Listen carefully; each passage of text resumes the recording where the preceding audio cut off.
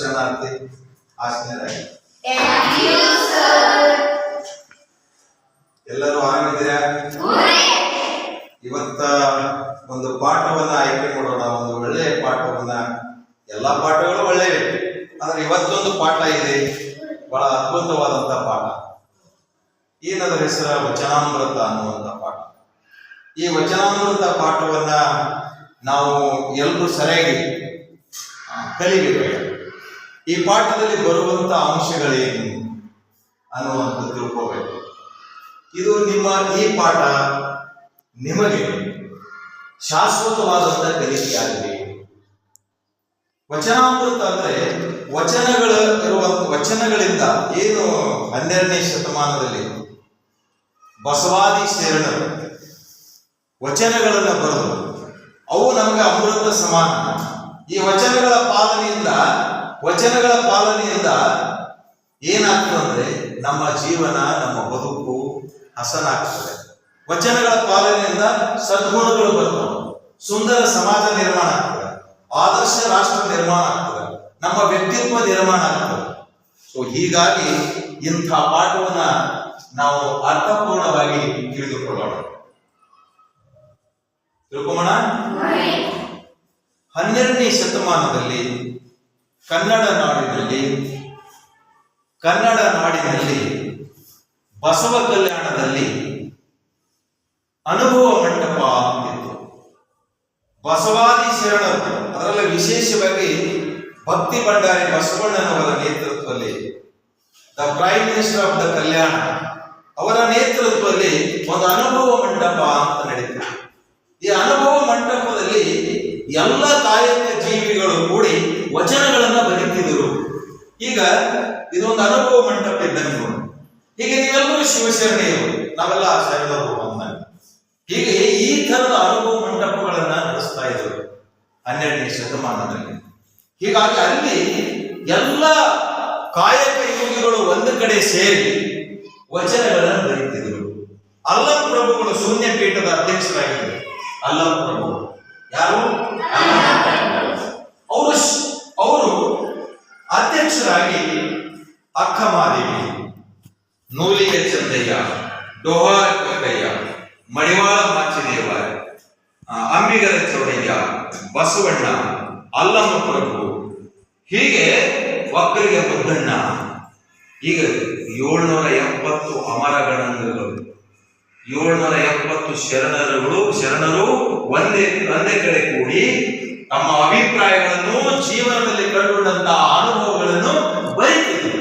ಆ ಬರೆದಂತವೇ ಸಾಹಿತ್ಯ, ವಚನ ಸಾಹಿತ್ಯ. ವಚನದ ಒಳ್ಳೆಯ ಮಾತುಗಳು, ಸರ್ವಕಾಲಕ್ಕೂ ಸತ್ಯವಾಗಿರುವಂತಹ ಮಾತುಗಳೇ ವಚನಗಳು.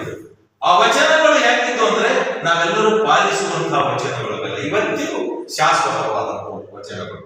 ವಚನಗಳಲ್ಲಿ 12ನೇ ಶತಮಾನ ಅಂದ್ರೆ ಭಾರತದ ಇತಿಹಾಸದಲ್ಲಿ ಒಂದು ಸುವರ್ಣ ಅಕ್ಷರದಲ್ಲಿ ಬರೆದಿರುವಂತ ಒಂದು ಇತಿಹಾಸ. ಏನು? ಸುವರ್ಣ ಅಕ್ಷರದಲ್ಲಿ ಬರೆದಿರುವಂತಹ ಇತಿಹಾಸ. ಆಗಿನ ಸಂದರ್ಭದಲ್ಲಿ ಅವರು ಬರೆದಂತಹ ವಚನಗಳು, ಈ ಎಂಥ ವಚನಗಳಂದ್ರೆ ಬಹಳ ಅದ್ಭುತವಾದಂತಹ ವಚನಗಳು. ಎನ್ನ ವಾಮಕ್ಷೇಮ ನಿಮ್ಮದಯ್ಯ, ಎನ್ನ ಹಾನಿ ವೃದ್ಧಿ ನಿಮ್ಮದಯ್ಯ, ಎನ್ನ ಮಾನ ಅಪಮಾನ ನಿಮ್ಮದಯ್ಯ, ಬಳ್ಳಿಗೆ ಕಾಯಿ ನಿನ್ನಿತ್ಯ ಕೂಡಲ ಸಂಗಮದೀವ, ಕಳಬೇಡ ಬಲಬೇಡ, ಖುಷಿಯ ಕುಡಿಯಲು ಬೇಡ, ತನ್ನ ಬಣ್ಣಿಸಬೇಡ, ಇದಿರು ಹಳೆಯಲು ಬೇಡ, ಇದೇ ಅಂತರಂಗ ಸುದ್ದಿ, ಇದೇ ಬಹಿರಂಗ ಸುದ್ದಿ, ಇದೇ ನಮ್ಮ ಕೂಡಲ ಸಂಗಮ ದೇವರಲ್ಲಿಸುವ ಪರಿ. ನೋಡಿ ಎಷ್ಟು ಚಂದ. ಘಟ್ಟದ ಮೇಲೊಂದು ಮನೆ ಮಾಡಿ ಮೃಗಗಳಿಗೆ ಅಂಜಿದಳಂತೆಯ, ಸಮುದ್ರದ ದಡೆಯಲ್ಲೊಂದು ಮನೆ ಮಾಡಿ ನೊರೆಗಳಿಗೆ ಅಂಜಿದಳಂತೆಯ, ಸಂತೆಯೊಳಗೊಂದು ಮನೆ ಮಾಡಿ ಶಬ್ದಕ್ಕೆ ನಾಚಿದಳಂತೆಯ, ಕೆಳೆಯ ಮಲ್ಲಿಕಾರ್ಜುನ. ಲೋಕದೊಳಗೆ ಹುಟ್ಟಿದ್ದ ಬಳಿಕ ಸ್ತುತಿ ನಿಂದೆಗಳು ಬಂದರು, ಮನದಲ್ಲಿ ಕೋಪುವ ತಾಳದೆ ಸಮಾಧಾನಿಯಾಗಿರಬೇಕಂತ ಹೇಳಿ ಕನ್ನಡದ ಮೊದಲ ಕವಿಯತ್ರಿ ಅಕ್ಕ ಮಹದೇವಿಯವರು ವಚನ ಇದೆ. ಏನು ಅದ್ಭುತ ವಚನಗಳು! ಇವನ್ನ ಪಾಲಿಸುವುದರಿಂದ ನಮ್ಮ ಸಮಸ್ಯೆಗಳಿಗೆ ನಾವು ಪರಿಹಾರ ಕಂಡುಕೊಳ್ಳಬಹುದು, ಆತ್ಮವಿಶ್ವಾಸ ಮೂಡಿಸಬಹುದು. ಹೌದಾನೆ? ಬಹಳ ಅದ್ಭುತವಾದ. ಅದಕ್ಕಾಗಿ ಈ ವಚನಾಮೃತದ ನಮ್ಮ ವಚನಾಮೃತದಲ್ಲಿ ಬರುವಂತದ್ದು ಅಂಶಗಳು ಏನು? ಇಲ್ಲಿ ಅಲ್ಲಮ ಪ್ರಭುವರ ವಚನ ಬರುತ್ತದೆ. ಐದಕ್ಕೆ ಮಾರಕ.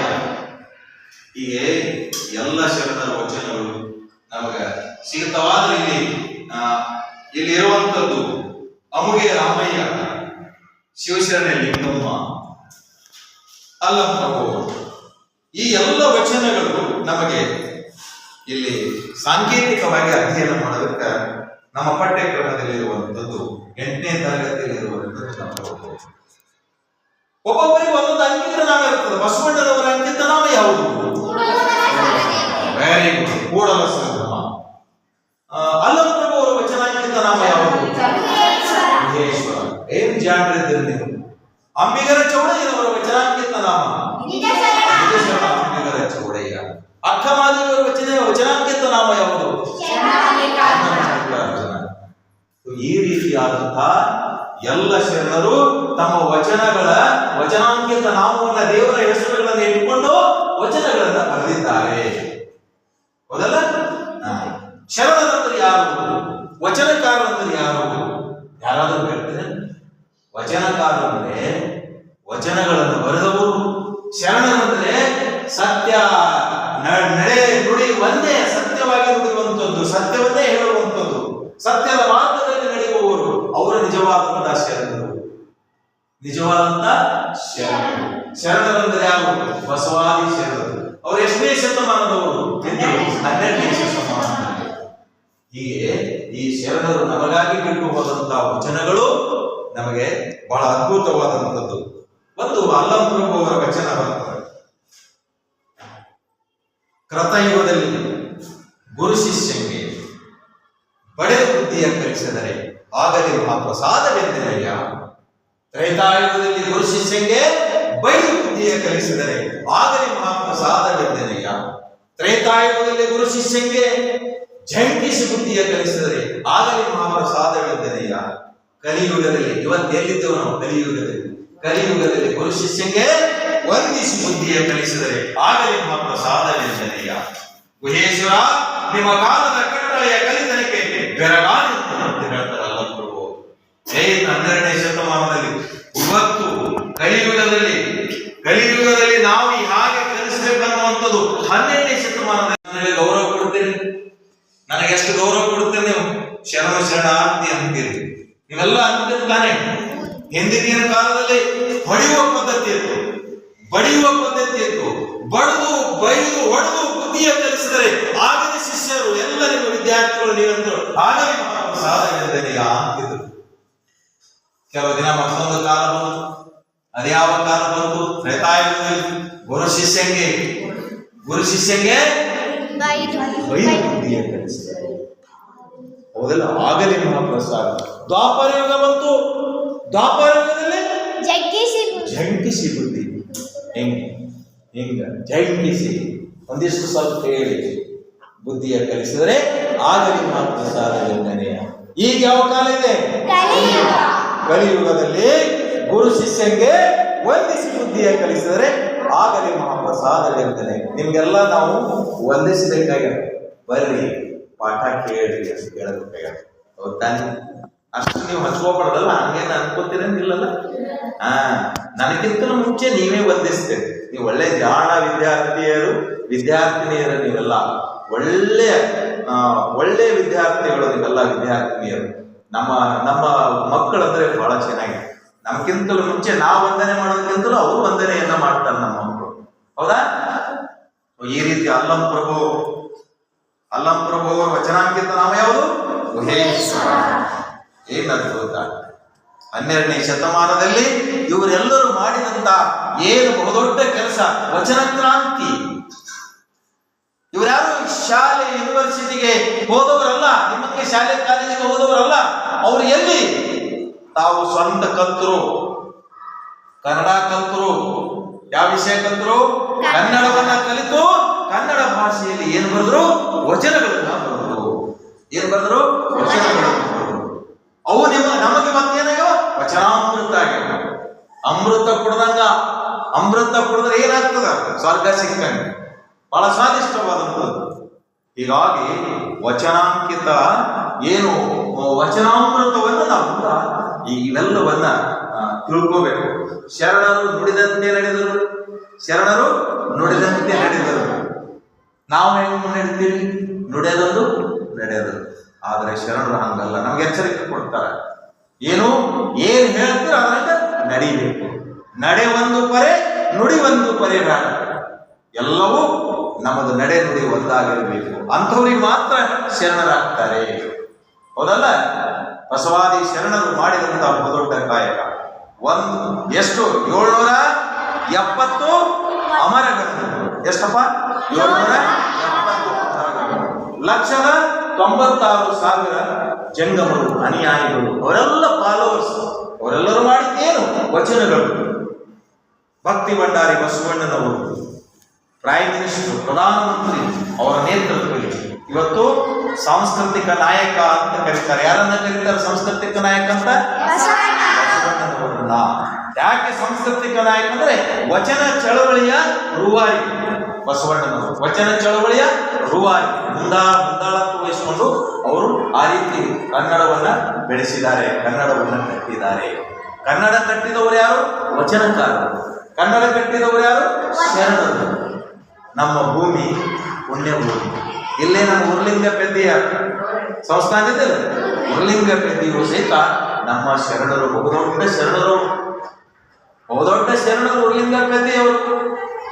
ಅವರು ವಚನಗಳನ್ನು ಬರೆದಿದ್ದಾರೆ. ಹೀಗೆ 12ನೇ ಶತಮಾನದಲ್ಲಿ ಎಲ್ಲ ಸಮುದಾಯದ ಅವರು ಕಾಯಕ ಕೊಟ್ಟರು. ಕಾಯಕ ಅಂದ್ರೇನು? ಕೆಲಸ ಮಾಡಬೇಕು. ಕೆಲಸ ಮಾಡಬೇಕು, ದುಡಿಬೇಕು. ದುಡಿಬೇಕಂದ್ರೆ ಏನು? ಕೆಲಸ ಮಾಡಬೇಕು. ಕೆಲಸ ಮಾಡೋದಂದ್ರೆ ಕಾಯಕ. ಕಾಯಕ ಮಾಡೋದಷ್ಟೇ ಅಲ್ಲ, ದಾಸೋಹ ಮಾಡಬೇಕು. ದಾಸೋಹ ಮಾಡಬೇಕು. ಏನ್ ಮಾಡಬೇಕು? ದಾಸೋಹ ಮಾಡಬೇಕು. ಹಂಚಬೇಕು. ಹಂಚಿ ತಿನ್ನುವಂಥದ್ದು ಕಾಯಕ ದಾಸೋಹ. ಕಾಯಕ ದಾಸೋಹ, ಹಂಚಿ ತಿನ್ನುವಂತ ಕೆಲಸ ಬಸವಾದಿ ಶರಣರು. ದಾಸೋಹ ಕೆಲಸವನ್ನ ಮಾಡ್ತಾ ಇದ್ರು. ಯಾರು? ಬಸವಣ್ಣನವರು, ಬಸವಾದಿ ಶರಣರು. ಈ ವಚನದ ಚಳವಳಿ ಶ್ರೀಸಾಮಾನ್ಯರು ಸಹಿತ ವಚನಗಳನ್ನ ಬರೆಯುವುದಕ್ಕೆ ಹಚ್ಚಬೇಕು. ವಚನಗಳನ್ನ ಬರೆಯುವುದು, ಎಲ್ಲರೂ ಕನ್ನಡ ಭಾಷೆಯನ್ನ ಕಲಿತು ವಚನಗಳನ್ನ ಬರೆದರು. ಮೋಳಿಗೆ ಮಾರಯ್ಯ ರಾಜ, ಕಾಶ್ಮೀರದ ರಾಜ ಯಾರು? ಮೋಳಿಗೆಯ ಮಾರಯ್ಯ. ಅವರ ಹೆಸರು ಮಹಾದೇವ ಗೋಪಾಲ. ಮೊದಲಿನ ಹೆಸರು ಮಹಾದೇವ ಗೋಪಾಲ. ಬಸವ ಕಲ್ಯಾಣಕ್ಕೆ ಹೋಗ್ಬೇಕಂತ ಬರ್ತಾರೆ. ಎಲ್ಲಿಗೆ ಬರ್ತವರು? ಬಸವ ಕಲ್ಯಾಣಕ್ಕೆ ಬರ್ತಾರೆ. ಯಾವ ರಾಜ್ಯದ ರಾಜ ಅವರು? ಕಾಶ್ಮೀರದ ರಾಜ. ನಾನು ಬಸವಣ್ಣನವರಿಗೆ ನೋಡ್ಬೇಕಂತೇಳಿ ಬಂದ. ಎಲ್ಲಿಗೆ ಬಂದ? ಕಲ್ಯಾಣಕ್ಕೆ. ಈ ವಚನಗಳಲ್ಲಿ ಹೇಳುತ್ತಿದ್ರು. ನೋಡದ ರಾಜ ಬಸವಣ್ಣನವರು ನೋಡದ ಈ ವಚನಗಳು, ಒಬ್ಬೊಬ್ಬರು ವಚನಗಳು ಹೇಳಕಂತ. ಏನೇನು? ಇವನಾರವ ಎಂದೆನಿಸಿದರೆಯ, ಇವನಮ್ಮವ ಎಂದೆನಿಸಯ್ಯ, ಕೂಡಲ ಸಂಗಮ ದೇವ ನಿಮ್ಮ ಮನೆಯ ಮಗನೆಂದೆನಿಸಯ್ಯ. ಇಂಥ ವಚನಗಳು ಹೇಳುತ್ತೆ ಬಸವಣ್ಣನು. ಇವೆಲ್ಲ ವಚನಗಳನ್ನ ಕೇಳಿ ಪ್ರಭಾವಿತಗೊಂಡು ರಾಜ ನೋಡಕ್ಕೆ ಬಂದವನ ವಾಪಸ್ ಹೋಗಲಿಲ್ಲ. ತನ್ನ ರಾಜ್ಯ ಹೆಂಡತಿ ಬಂದರು ಸಂಗಾಟ. ನಡ್ರಿ ನಮ್ಮ ಊರಿಗೆ ಹೋಗೋಣ. ಯಾಕ? ಇಲ್ಲ ಬೇಡ, ನಾವು ಇಲ್ಲೇ ಇರೋಣ. ಅಲ್ರಿ ರಾಜ್ಯ ಹೆಂಗ, ಬಂಗಾರ ಹೆಂಗ, ಬೆಳ್ಳಿ ಹ್ಯಾಂಗ, ಅಲ್ಲಿ ಕಿರಟ ಹೆಂಗ ಅಂತ ಅಂದ್ರ ಹೆಂಡತಿ ಗಂಗಮ್ಮ. ಬೇಡ, ಅದೇ ಹೇಳಿದ್ರು ಬೇಡ. ಅವು ಯಾವ ಬೇಡ, ನಮ್ಗೇನ್ ಬೇಕು? ವಚನಗಳು ಬೇಕು. ಇವೇ ನಮಗೆ ವಚನಾಮೃತ.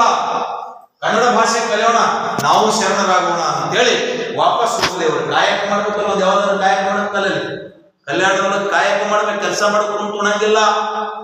ಏನ್ ಮಾಡಿದ್ರು? ಕಟ್ಟಿಗೆ ಮಾರುವ ಕೆಲಸ ಮಾಡಿ ಒಬ್ಬ ರಾಜ ಕಟ್ಟಿಗೆ ಮಾರುತ್ತನ. ಅವನಿಗೆ ಏನ್ ಕಡಿಮೆ ಇತ್ತು ರಾಜನಿಗೆ? ಕಾಶ್ಮೀರದ ರಾಜ ಆಳುಗಳೆಷ್ಟು, ಸೈನ್ಯ ಎಷ್ಟು, ಅರಮನೆ ಎಷ್ಟು. ಆ ಅರಮನೆ ಬಿಟ್ಟು ಗುಡಿಸಿರ್ಬೇಕಂತ ಬಸವ ಕಲ್ಯಾಣದೊಳಗೆ. ಯಾಕಿದ್ರು? ಕನ್ನಡ ಭಾಷೆ ಕಲಿಬೇಕು, ವಚನಗಳನ್ನ ಬರಿಬೇಕು. ಹಾಗೂ ವಚನಗಳನ್ನು ಬರೆದ್ರು. ಯಾರು? ಮಹಾದೇವ ಗೋಪಾಲನಾಗಿ, ಮೋಳಿಗೆಯ ಮಾರಯ್ಯನಾಗಿ, ಮಹಾದೇವ ಗೋಪಾಲ ಮೋಳಿಗೆಯ ಮಾರಯ್ಯನಾಗಿ, ಶರಣನಾಗಿ ಬರಬಹುದಾ? ಯಾವ ಭಾಷೆ? ಕಾಶ್ಮೀರ ಭಾಷೆ ಆಡ್ತಿದ್ದ. ಯಾವ ಭಾಷೆ ಆಡ್ತಿದ್ದ? ಕಾಶ್ಮೀರ ಭಾಷೆ. ಅಂದ್ರೆ ಕಾಶ್ಮೀರ ಭಾಷೆಯನ್ನು ಬಿಟ್ಟು ಕನ್ನಡ ಭಾಷೆಯನ್ನು ಕಲಿತು ಕನ್ನಡದಲ್ಲಿ ವಚನಗಳನ್ನು ಬರೆಯಲು ಶುರು ಮಾಡಿದ್ರು ಯಾರು? ಮಹಾದೇವ ಗೋಪಾಲ್. ಈ ವಚನಗಳು ನಮಗೆ ಅಮೃತ ಸಮಾನ. ನಮ್ಮ ನಡೆ ಶುದ್ಧಾಗಬೇಕು, ನಮ್ಮ ನುಡಿ ಶುದ್ಧಾಗಬೇಕು, ನೀವೆಲ್ಲ ಒಳ್ಳೆಯ ವಿದ್ಯಾರ್ಥಿಗಳಾಗಬೇಕು, ಸುಂದರ ಸಮಾಜ ನಿರ್ಮಾಣ ಆಗಬೇಕು ಅಂದ್ರೆ ವಚನಗಳ ಪಾಲನೆ ಅವಶ್ಯಕತೆ ಇದೆ. ಅದಕ್ಕೆ ನಮಗೆ ವಚನಾಮೃತ ಪಾಠ ಇದೆ. ವಚನಾಮೃತ ಪಾಠ ಇದೆ. ಏನೆಲ್ಲ ನಾವು ತಗೋಬಹುದು, ನಮಗೆ ಜ್ಞಾನ ಸಿಗುತ್ತದೆ. ಏನೋ ನಮಗೆ ಜ್ಞಾನ ಸಿಗುತ್ತದೆ, ಸದ್ಗುಣಗಳು ಸಿಗ್ತವ, ಒಳ್ಳೆಯ ವಿಚಾರಗಳನ್ನು ನಾವು ಪಾಲನೆ ಮಾಡಲಿಕ್ಕೆ ಸಾಧ್ಯ. ಒಂದು ಕುಟುಂಬ ಸುಧಾರಣೆ ಆಗ್ಬೇಕು, ನಿಮ್ಮ ಮನೆತನ ಸುಧಾರಣೆ ಆಗ್ಬೇಕಂದ್ರೆ ಏನಾಗಬೇಕು? ನಮ್ಮ ನಡೆ ಸುದ್ದಾಗಬೇಕು. ನಡೆ ಸುದ್ದಾಗಬೇಕಾದ್ರೆ ನಾವು ವಚನಗಳ ಪಾಲನೆ ಮಾಡಬೇಕು. ಹೌದಾ ತಾನೆ? ಮನೆಗೆ ಯಾರು ಕೋಪಗೊಳ್ಬಾರ್ದು, ಸಿಟ್ಟಿಗಾಗಬಾರ್ದು, ಸಿಟ್ಟು ಮಾಡ್ಕೋಬಾರ್ದು. ತಂದೆ ತಾಯಿ ಹೇಳಿದ ಮಾತನ್ನ ಕೇಳಬೇಕು, ಕಳತನ ಮಾಡಬಾರ್ದು, ಸುಳ್ಳು ಹೇಳಬಾರ್ದು, ಸುಳ್ಳು ಹೇಳಬಾರ್ದು, ಸತ್ಯದ ಮಾರ್ಗದಲ್ಲಿ ನಡಿಬೇಕು. ಇವೆಲ್ಲ ಮೌಲ್ಯಗಳು. ಈ ಮೌಲ್ಯಗಳು ಎಲ್ಲಿ ಸಿಗ್ತವ? ವಚನಗಳಲ್ಲಿ ಸಿಗ್ತವ. ಎಲ್ಲಿ ಸಿಗ್ತವ? ಈ ವಚನಗಳು ನಮಗೆ ದಾರಿದೀಪ. ವಚನಗಳು ದಾರಿದೀಪ. ನಮ್ಮ ನಳ್ಳಿ ಹೋಗಲು ಬೆಳಕು ಕೊಡ್ತವೆ. ವಚನಗಳಂದ್ರೆ ಬೆಳಕು, ವಚನಗಳಂದ್ರೆ ಜ್ಞಾನ, ವಚನಗಳಂದ್ರೆ ಅಮೃತ, ವಚನಗಳಂದ್ರೆ ಶ್ರೇಷ್ಠವಾದಂತ ಒಳ್ಳೆಯ ತತ್ವಗಳು, ಸಿದ್ಧಾಂತಗಳು, ಒಳ್ಳೆಯ ವಚನಗಳು. ಈ ವಚನಗಳಂದ್ರೆ ಒಳ್ಳೆಯ ನುಡಿಮುತ್ತುಗಳು. ವಚನ ಪಾಲನೆ ಅಂತ ಕರೀತಾರೆ. ವಚನ ಪಾಲನೆ, ವಚನ ಪ್ರಮಾಣ ಅಂತಾರೆ. ವಚನಗಳೇ ಅವು ಮಾಡಿದ್ರೆ, ವಚನ ಪಾಲನೆ ಮಾಡಿದ್ರೆ ಖಂಡಿತ ನಮ್ಮ ಜ್ಞಾನದ ಸೀಮಾರೇಖೆ ಹೆಚ್ಚಿಗಾಗ್ತದೆ, ಜ್ಞಾನ ಹೆಚ್ಚಿಗಾಗ್ತದೆ. ನಾವು ದೊಡ್ಡ ಜ್ಞಾನಿಗಳಾಗಬಹುದು, ಮಹಾಜ್ಞಾನಿಗಳಾಗಬಹುದು. ಕನ್ನಡ ಭಾಷೆ ಸುಂದರ ಭಾಷೆ ಆಗುವುದಕ್ಕೆ ವಚನಗಳು ಮುಖ್ಯ ಪಾತ್ರ ವಹಿಸಿವೆ. ವಚನಗಳಂದ್ರೆ ನಮಗೆ ವಚನ ಸಾಹಿತ್ಯ ಇದ್ರೆ, ವಚನ ಸಾಹಿತ್ಯ ಅಂದ್ರೆ ಕನ್ನಡ ಸಾಹಿತ್ಯದ ಕೆರಟ. ವಚನ ಸಾಹಿತ್ಯ ಅಂದ್ರೆ ಕನ್ನಡ ಸಾಹಿತ್ಯದ ಕೆರಟ. ನಮ್ಮ ಭಾಷೆಗೆ ತಾಕತ್ತು ಕೊಟ್ಟದು. ನಮ್ಮ ಭಾಷೆ, ಕನ್ನಡ ಭಾಷೆ ತಾಯ್ನಾಡ ಭಾಷೆ ಯಾವುದು? ಕನ್ನಡ ಭಾಷೆ. ನಮ್ಮ ಭೂಮಿ ಕನ್ನಡ ಭೂಮಿ. ಈ ಕನ್ನಡ ಭೂಮಿಯನ್ನು ಬೆಳೆದಿರುವಂತಹ ವಚನಗಳು ನಮ್ಮನ್ನೆಲ್ಲ ಸರಿದಾರಿಗೆ ತರುವಂತಹ ವಚನಗಳು ವಚನಾಮೃತ. ವಚನಗಳು ವಚನಾಮೃತ. ಅವು ಪಾಲನೆ ಮಾಡಬೇಕು, ಅಮೃತಕ್ಕೆ ಸಮಾನ. ಒಳ್ಳೆಯ ವಿಚಾರಗಳು. ಇದಕ್ಕೆ ನಾನು ಒಂದೆರಡು ಮೂರು ಪ್ರಶ್ನೆಗಳನ್ನ ಕೇಳ್ತೇನೆ, ಹೇಳಬೇಕು. ಈ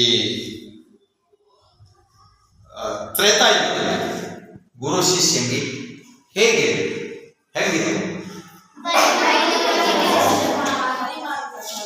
ಅದೇ ದ್ವಾಪರ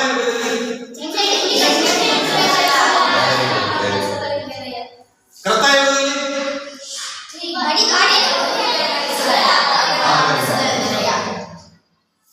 ಇನ್ನ ಕಲಿಯುಗದಲ್ಲಿ. ಹಾಗಾದ್ರೆ ಇದರ ಅರ್ಥ ಏನು? ಗುರು ಕಾಲಕ್ಕೆ ಗುರು ಏನ್ ಹೇಳ್ತಾನೆ ಅದರ ಪ್ರಕಾರ ಒಂದು ರೂಪ ಬದಲಾಗಿದೆ. ರೂಪ ಬದಲಾಗಿದೆ. ಏನಂದ್ರೆ ಗುರು ಇವತ್ತು ನಿಮಗೆ ಕೈ ಮುಗಿಲಿರ್ತಾನ, ಓದ್ರಪ್ಪ ನೀವೆಲ್ಲ ಚೆನ್ನಾಗಿ ಓದ್ರಿ ಅಂತ ಕೈ ಮುಗಿಲಿರ್ತಾನ. ಹೇಳ್ತಿರ್ತಾನೆ, ನಾನು ನಿಮ್ಮ ಗುರು, teacher, I am a teacher, ನಾನು ನಿಮ್ಮ ಗುರು, ನಾನೇನ್ ಹೇಳೋದಿರ್ತೀನಿ ನಿಮಗೆ? ಸರಿಯಾಗಿ ಓದ್ರಿ ಅಂತ ಹೇಳ್ತಾರೆ. ಏನ ಸರಿಯಾಗಿ ಓದಲ್ಲ ಅಂತೀರ? ಇಲ್ಲ ಸರ್, ನೀವು ಕೈ ಮುಗಿಬೇಕಾಗ್ತದೆ. ಇಲ್ಲ ಸರ್, ನೀವು ಕೈ ಮುಗಿಬೇಡ್ರಿ ಸರ್, ನಾನು ಹುಷಾರಾಗ್ತೀನಿ, ನಾನು ಜಾಣ ಆಗ್ತೀನಿ. ನೋಡಿ ಸರ್, ನಾನು ವಚನಗಳ ಮಾರ್ಗದಲ್ಲಿ ನಡೀತೀನಿ, ನಾನು ಏನಾದ್ರೂ ಒಂದು ಗುರಿ ಇಟ್ಕೊತೀನಿ ಸರ್, ಒಳ್ಳೆ ಗುರಿ ಇಟ್ಕೊತೀನಿ, ಸಾಧಿಸ್ತೀನಿ, ದೊಡ್ಡ ಸಾಧಕನಾಗ್ತೀನಿ, ದೊಡ್ಡ ಸಾಧಕಿ ಆಗ್ತೀನಿ. ಆದ್ರಿಂದಾನೆ ನಮ್ಮ ಸದ್ಗುಣಗಳು ನಮಗೆ ಆಸ್ತಿ. ವಚನಗಳೇ ನಮಗೆ ಆಸ್ತಿ. ಹಾಗಾದ್ರೆ ಆಸ್ತಿ ನಮ್ಮ ಅಪ್ಪನ 10 ಎಕರೆ ನಮ್ಗೆ ಆಸ್ತಿ ಅಂತೀರ? ನಮ್ಗೆ ಆಸ್ತಿ ಯಾವುದು? ವಚನಗಳು ನಮ್ಗೆ ಆಸ್ತಿ. ವಚನಗಳಂದ್ರೆ ಯಾವ ವಚನಗಳು ನಾವು ಪಾಲನೆ ಮಾಡಿದ್ರೆ ನಮ್ಮವ. ಅದಕ್ಕೆ ಇವ ನಮ್ಮವ, ಹೌದಿಲ್ಲ? ಇದು ನಮ್ಮದು. ಈ ವಚನಗಳ ತಾಕತ್ತು, ವಚನಗಳ ಸಾಹಿತ್ಯ ಅನ್ನೋದು, ವಚನ ಸಾಹಿತ್ಯ ಬಹಳ ಮೇರು ಸಾಹಿತ್ಯ. ಅದು ನಮ್ಮ ಕನ್ನಡ ಭಾಷೆ ಅಭಿವೃದ್ಧಿ ಆಗಬೇಕಾದ್ರೆ ಭಾಷೆ ಇಷ್ಟು ಶ್ರೀಮಂತ ಆಗ್ಬೇಕಾದ್ರೆ ದೊಡ್ಡ ಶ್ರೀಮಂತಿಕೆ ನಮ್ಮ ಭಾಷೆ. ಬಹಳ ಪುರಾತನ ಭಾಷೆ ನಮ್ಮದು, ಪ್ರಾಚೀನ ಭಾಷೆ ನಮ್ಮದು. ಯಾವುದು? 2500 ವರ್ಷಗಳ ಇತಿಹಾಸ ಇದೆ ನಮ್ಮ ಕನ್ನಡ ನಾಡಿಗೆ, ಕನ್ನಡ ಭಾಷೆಗೆ. ಎಷ್ಟು ವರ್ಷ ಇದೆ? 2500 ವರ್ಷಗಳ ಇತಿಹಾಸ. ಈ ಭಾಷೆಗೆ ಹೆಚ್ಚಿನ ತಾಕತ್ತು ಬರಲು ಕಾರಣ ಯಾವುದು? ಆಡು ಭಾಷೆಯಲ್ಲಿ, ಎಲ್ಲ ಸರಳ ಭಾಷೆಯಲ್ಲಿ.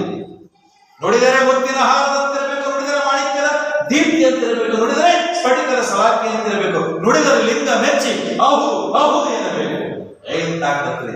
ನಮ್ಮ ನುಡಿ ಹೆಂಗಿರಬೇಕು, ನಮ್ಮ ನಡೆ ಹೆಂಗಿರಬೇಕು, ನಮ್ಮ ನುಡಿ ನಡೆ ಹೆಂಗಿರಬೇಕು? ಮುತ್ತಿನ ಹಾರದಂತಿರಬೇಕು, ನುಡಿದರೆ ಮುತ್ತಿನ ಹಾರದಂತಿರಬೇಕು, ನುಡಿದರೆ ಮಾಣಿಕ್ಯದ ದೀಪ್ತಿ ಅಂತಿರಬೇಕು, ನುಡಿದರೆ ಸ್ಫಟಿಕದ ಸಲಾಕೆ ಅಂತಿರಬೇಕು, ನುಡಿದರೆ ಲಿಂಗ ಮೆಚ್ಚಿ ಅಹು. ಲಿಂಗನೇ ಮೆಚ್ಚಬೇಕು, ಭಗವಂತನೇ ಮೆಚ್ಚ.